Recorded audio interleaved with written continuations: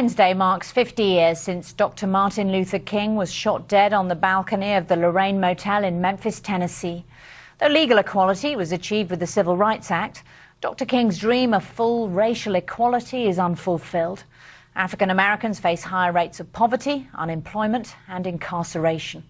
Clive Murray visited America's most segregated city, Milwaukee, to find out more. I've been hit so many times. Martin Luther King said there were two Americas. One was white, overflowing with the milk of prosperity. The other, black, a lonely island of poverty and brutality. 50 years after his death, are those two Americas any closer to being reconciled?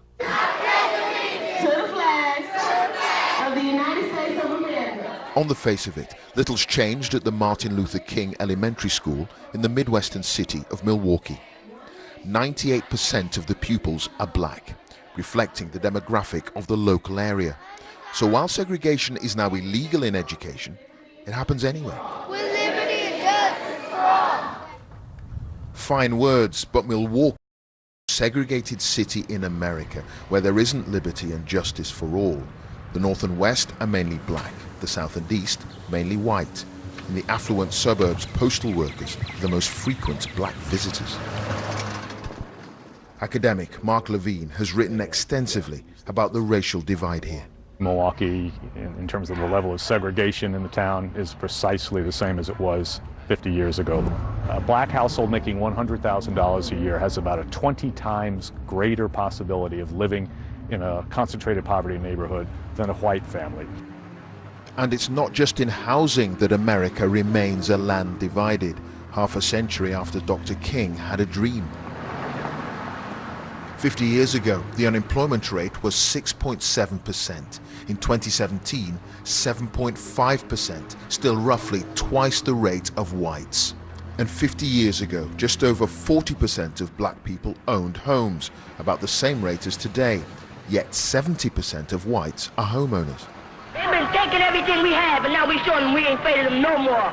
Housing has always been a racial fault line in America. Black people have so often been denied the right to live where they want or refused loans for homes. In 1967, thousands marched for fairness in Milwaukee.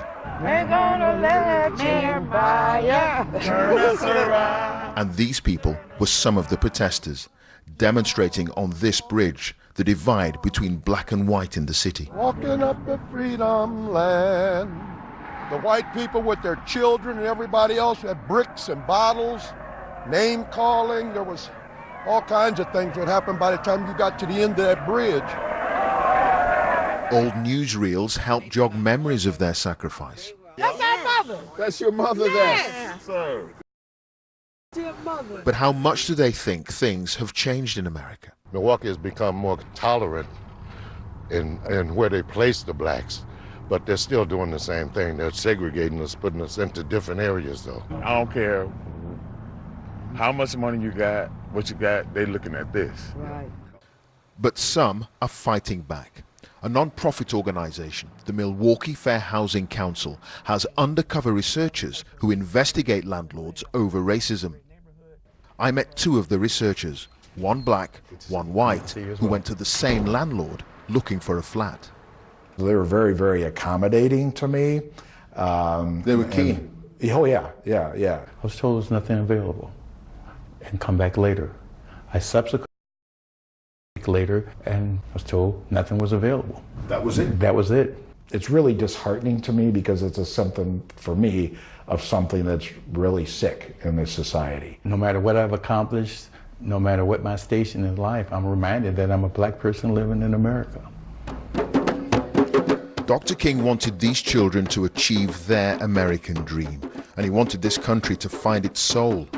While the evil of inequality pervades, he remains a voice of anguish for millions. Clive Murray, BBC News in Milwaukee. And a reminder of our top story tonight.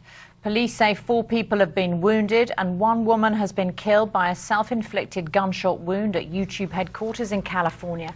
The incident is under investigation after the suspect opened fire at the company's compound near San Francisco. It led to people running from the building or sheltering in place in their offices. The president has tweeted, was just briefed on the shooting at YouTube's HQ in San.